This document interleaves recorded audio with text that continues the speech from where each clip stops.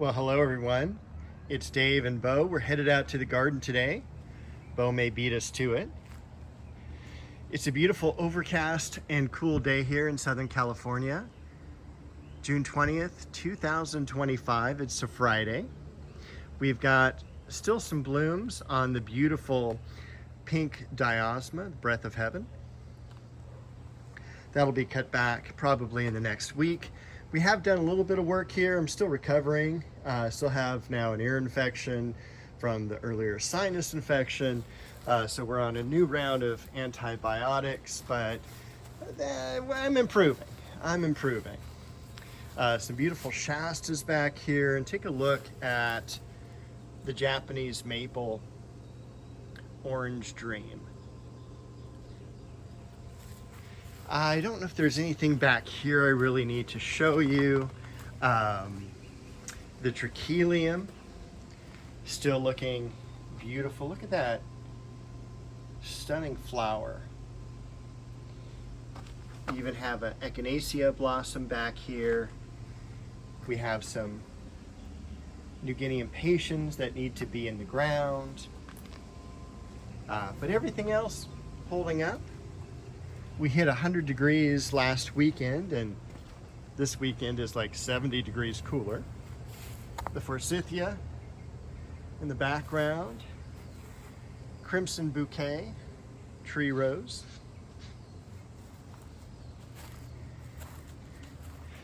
Another Japanese maple. I'm not quite sure what variety this is. It could be Bloodgood, but I don't think it is.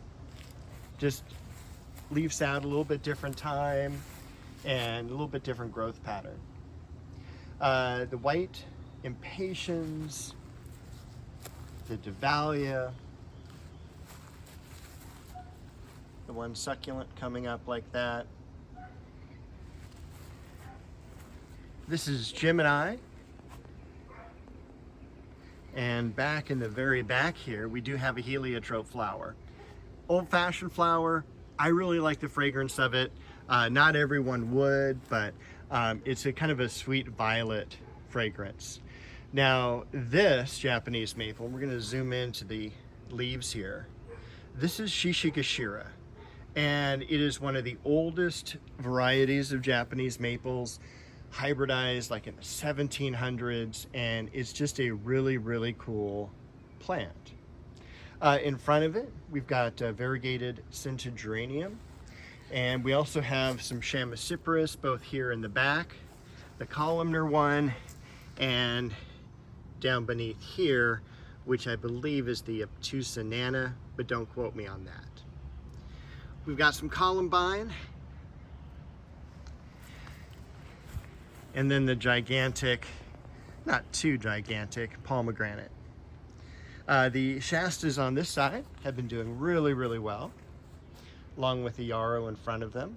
I did do some work out here last few days, cut back a lot of the creeping ground cover that you can kind of see that's in the bed. That needs to be removed. It's beginning to choke some things out.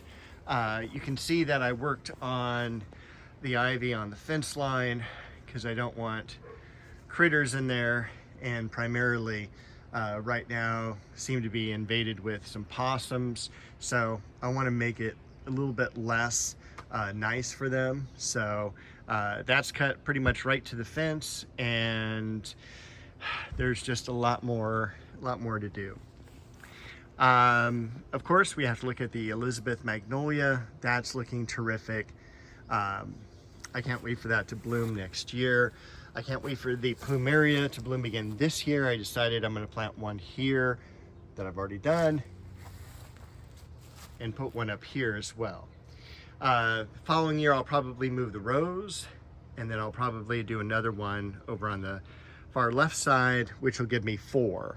And that'll kind of balance out all the different 3s we've got, which would be in the gardenias, and also with the Japanese maples. I've got the 2 bloodgoods, one on either side.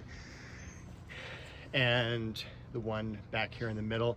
I did get back in here, pull a lot of the weeds. I'm still working on this. It is a slow process. The heliotropium in the back is really cool. This is Heliotropium Ecuador, and I really like the fragrance on this. It's a very light fragrance, and all I can tell you is that this is like what nurseries smell like, you know, when all their flowers are there, and there's just kind of a very nice, fragrant, sweet smell to the area. That's just a really cool plant. The Disigothica behind the Chiananthus here, off to the left, did have a bloom on the gardenias here. And the other Bloodgood, the other Magnolia Elizabeth. We've got some cantaloupes that have set. Another cantaloupe plant over here. I did harvest some tomatoes this week. We've got others that should be harvested. So, and also harvesting some peppers. Eggplants are doing well, but I had a lot of the Romas. They've already started turning red. This is the ones that I've harvested, so I've had a couple of those. Take a look at the eggplants over here. They're looking really cool. I think the first champion tomatoes here in the back, they're turning enough color to harvest as well. And also up in the apple tree, this is apple Anna, and now I don't see it. But there was a beautiful ripe apple, and it's gone. So maybe Bo took it, I don't know. The rest of the garden is looking good. Had a good thorough watering yesterday, so I generally water every other day. Look at all those blooms from that daylily, and also take a look at all the blooms over here on the chocolate cosmos. Talk about doing well. We've also got down here at the base, we've got the Corsican mint. Probably my favorite of the mint family, and probably one of my favorite plants from overall. I always tell the story that when I worked at one nursery back in the 80s, they had it growing around the base of a lot of their tables where their product was, and I just always, that scent reminds me of that time, and it's always such a cool plant. Take a look at those blossoms. Now this is a plant that I got last year.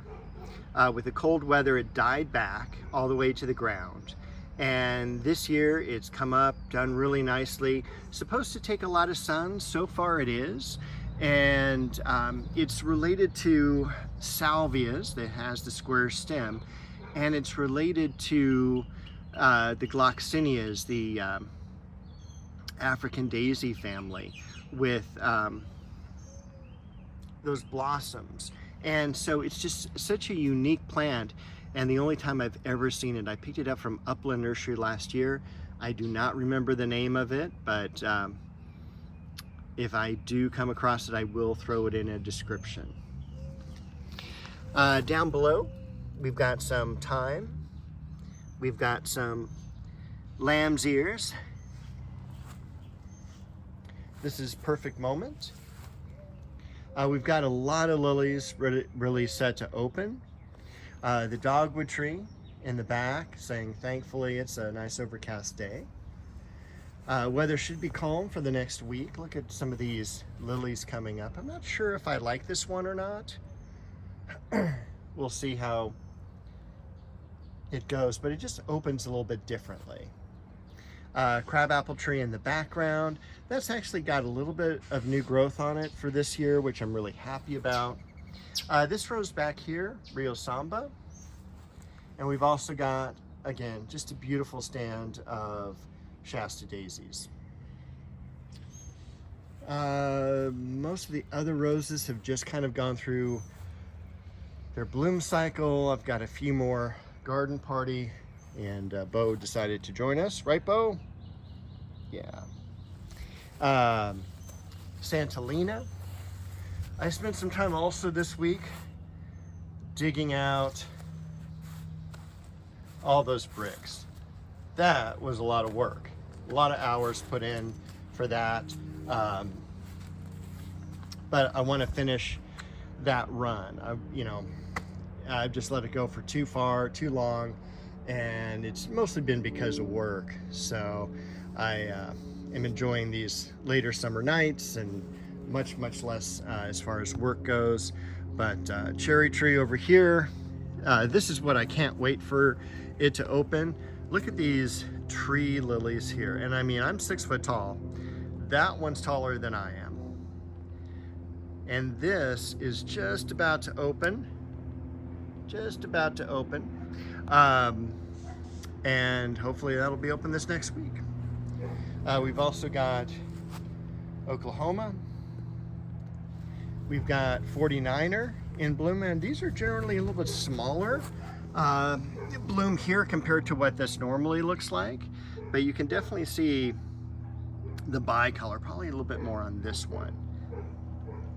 I also started cutting back some of the bearded iris, especially around the edges here. I'm probably going to take these ones out because they are too close to the edge, and I just need to get in and spend some time and make my way through these beds and see what's here and see what's not. But again, it's just a lot of hours to put in. I did also this last week prune the gumdrop bay laurel. Look at how stunning that is. Almost want to put some white lights around it. And I pruned back the apricot, not the normal winter pruning, but just thinning out a lot of the crossing branches, the lower leaves, to let more light down here so I can start to replant these areas, and also really work on the branching, because I kind of want this tree, my idea is that it's going to come out and over. The cherry tree is going to do the same, and it's kind of going to be an arch made of branches as you go into this back area here, where all the garbage things are and extra stakes and tools. Ingrid Bergman, another stunning red. Also real happy with the flowering apricot. We've got the bloodgood Japanese, or not the bloodgood, the dragon, red dragon, Japanese maple off there. I think that's about all I wanted to show you in this area. Some Cecile Brunner. Cecile Brunner more open. Kind of a nice quiet morning.